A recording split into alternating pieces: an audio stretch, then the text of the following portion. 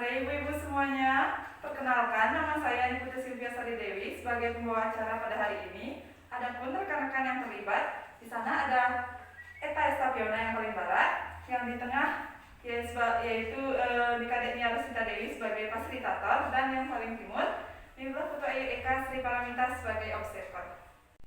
Baik Ibu, langsung saja tujuan kami di sini untuk memberikan penyuluhan tentang pemenuhan nutrisi pada masa nifas. Di sini, setelah ibu-ibu selesai mendapatkan penyuluhan, diharapkan ibu-ibu mampu memahami materi ini.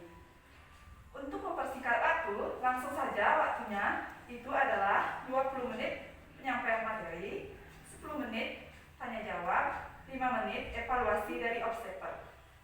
Oke, langsung saja kita mulai penyuluhannya ya ibu-ibu. Sebelum itu, fasilitator akan membagikan brosur materinya. Ibu, ini ada brosur dari kami, bisa dilihat ya.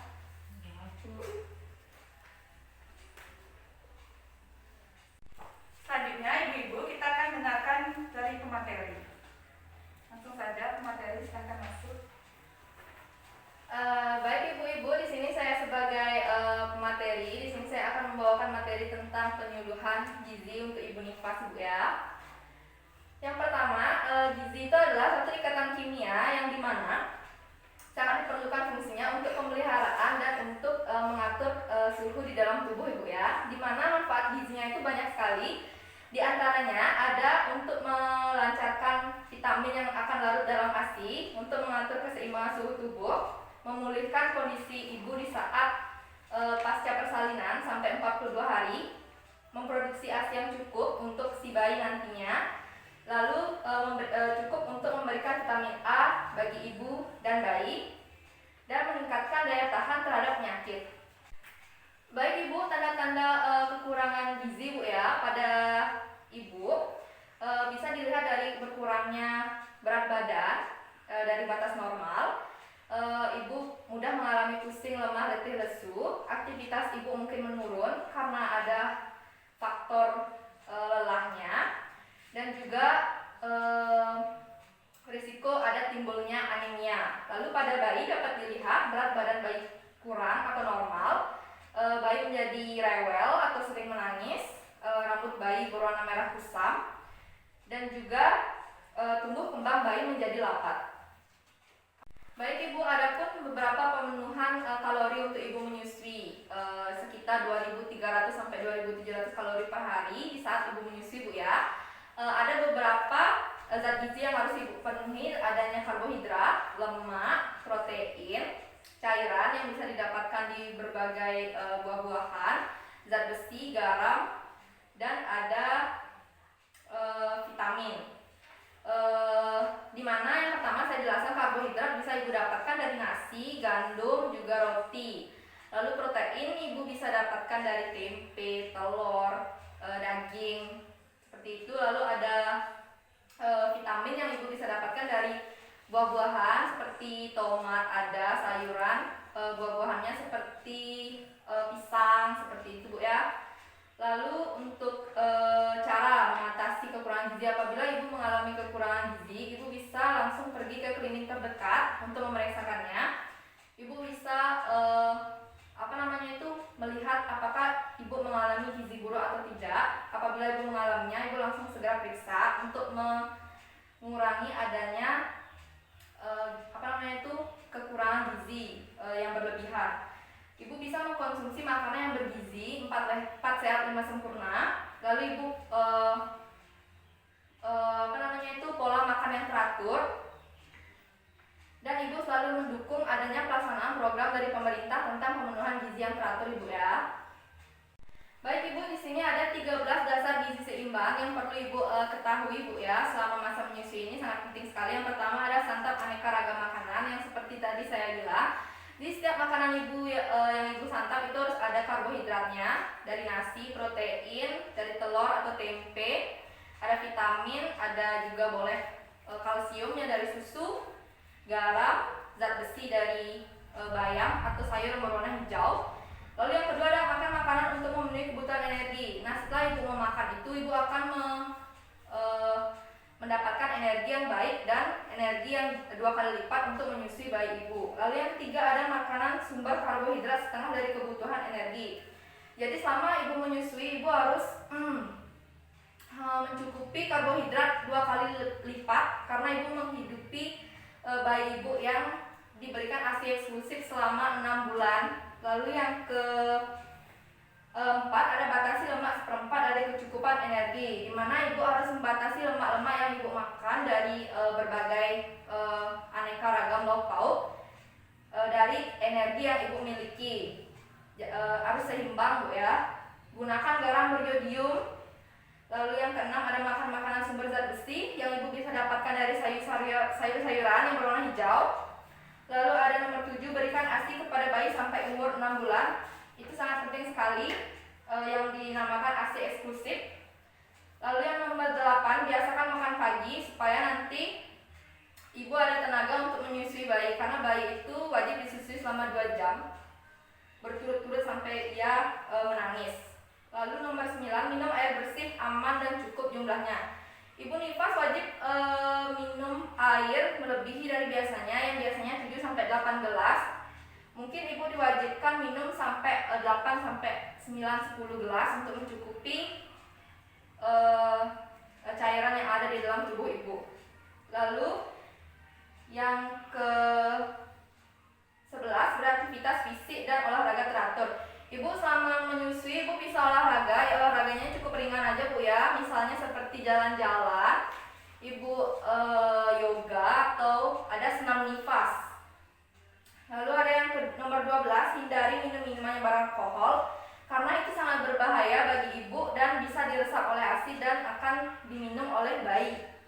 Lalu yang ke-13, baca label pada makanan kemasan. Itu juga berpengaruh karena jika ibu tidak berhati-hati dalam memilih makanan dan tidak memeriksa kemasannya, atau mungkin ibu mengkonsumsi makanan yang sudah kadaluarsa, itu sangat berbahaya bagi ibu dan bayi. Ibu dari tadi yang telah saya jelaskan, ibu pasti tahu kan makan makanan yang aman dan sehat bagi kesehatan ibu, pasti tahu. Jadi sekarang saya akan memberikan contoh menu sehari-hari, pagi, siang, sama malamnya. Contoh dari menunya, yang pertama pagi hari, nasi 1 piring sedang, mungkin diimbangi dengan sambal teri, ikan goreng atau apapun daging itu, lalu ada seratnya. Serat didapatkan dari kacang-kacangan atau toge dan 1 gelas susu. Pada siang hari, 1 piring nasi, mungkin diimbangi dengan ayam goreng, sayur sup untuk mendapatkan zat besinya, sambal teri, mungkin dibarengi dengan jus buah seminggu 2 kali. Atau setelah makan siang biasanya rutinkan mengkonsumsi buah-buahan, terutamanya jeruk sehabis makan. Lalu malamnya nasi 1 piring, mungkin tahu untuk mendapatkan protein, telur dadar, daging, dan bisa diimbangi dengan sambal teri. Baik ibu-ibu, kita sudah dengarkan secara saksama tadi tentang materi pemenuhan nutrisi pada ibu nifas. Apakah dari ibu-ibu sekalian ada yang ingin bertanya atau kurang dimengerti? Ya ibu, dipersilakan. Gizi itu apa? Kenapa sangat penting untuk tubuh? Apa saja tanda kurang gizi? Ya, terima kasih ibu. Saya juga Ya mau ibu, bertanya, dipersilakan. berapa dan apa saja kalori gizi Ibu Nifas? Kalau mengalami kekurangan gizi, bagaimana cara mengatasinya? Ya baik ibu-ibu, bagus sekali pertanyaannya. Ada timbal balik dalam materi kali ini. Untuk itu penyuluh disilakan untuk menjawab pertanyaan dari ibu-ibu sekalian.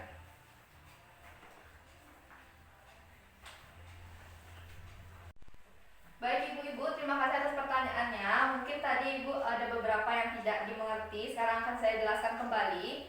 Tadi Ibu Yulan mengatakan apa itu gizi, manfaat dan tanda kekurangan gizi itu kayak gimana. Sekarang saya jelaskan. Yang pertama, gizi itu adalah zat kimia, zat ikatan kimia yang sangat diperlukan untuk tubuh, yang fungsinya itu sebagai pemelihara, penghasil energi, dan mengatur proses kehidupan di dalam tubuh kita. Lalu apa manfaat gizi? Manfaat gizi itu ada banyak sekali. Yang pertama, dapat cepat memulihkan keadaan sebelumnya. Lalu dapat memproduksi ASI yang cukup untuk bayi. Lalu dapat memelihara vitamin yang larut dalam tubuh. Dapat mempertahankan kebugaran dan kejasmanian yang ada di dalam tubuh. Memberikan cukup vitamin A bagi ibu dan bayi sehingga terhindar dari kebutaan. Nah, lalu untuk yang ketiga, pertanyaannya itu apa sih tanda-tanda kekurangan gizi? Nah, saya akan jelaskan kembali. Tanda-tanda kekurangan gizi pada ibu itu dapat dilihat dari berkurangnya berat badan yang secara normal. Lalu ibu cepat merasakan pening, pusing, letih seperti itu sehingga menurunkan aktivitas ibu di rumah. Lalu risiko adanya timbul anemia. Lalu untuk bayi, tanda-tanda kekurangan gizi itu berat badannya itu tidak normal atau berkurang, tumbuh kembang bayinya itu menjadi lambat, bayi menjadi rewel, sering menangis, dan kita bisa lihat dari rambut bayi yang merah agak kepusaman. Baik, untuk pertanyaannya Ibu Mari, itu apa dan berapa saja kalori dan manfaat dan cara mengatasi kekurangan gizi pada ibu nifas. Di sini saya akan jelaskan satu-satu. Kalori yang dibutuhkan ibu nifas itu banyak, lebih dari normal, yaitu 2.300 sampai 2.700 kalori per hari ketika menyusui. Lalu apa saja yang dibutuhkan? Zat-zat yang dibutuhkan itu adalah ada karbohidrat yang tadi dijelaskan, didapatkan dari gandum, nasi, lalu ada protein nabati hewani yang bisa didapatkan dari daging, telur, dan juga dari tempe dan tahu. Lalu ada kalsium juga ada yang bisa didapatkan dari susu. Lalu ada lemak yang bisa didapatkan dari daging tentunya. Lalu ada cairan itu bisa didapatkan dari sayur-sayuran atau buah-buahan yang banyak mengandung cairan, dan garam. Gunakan garam yang beriodium. Lalu ada vitamin dan mineral. Itu adalah salah satu zat pengatur yang bisa didapatkan dari buah-buahan juga dan dari susu. Lalu bagaimana cara mengatasi kekurangan gizi apabila kita mengalami kekurangan gizi? Yang pertama, segera konsultasikan diri kepada petugas kesehatan terdekat. Lalu usahakan kita selalu melihat dan memeriksa apakah kita mengalami kekurangan gizi atau tidak dengan cara tadi yang sudah saya jelaskan. Bagi ibu kayak gini dan bayi seperti ini. Selain konsultasi ke tenaga kesehatan terdekat dan menyadari adanya kegiatan gizi buruk, ibu-ibu juga bisa menerapkan pola makan yang teratur, ibu ya. Mungkin itu yang bisa dapat saya sampaikan. Apakah sudah dimengerti semuanya? Baik, terima kasih. Waktu saya kembalikan ke pembawa acara.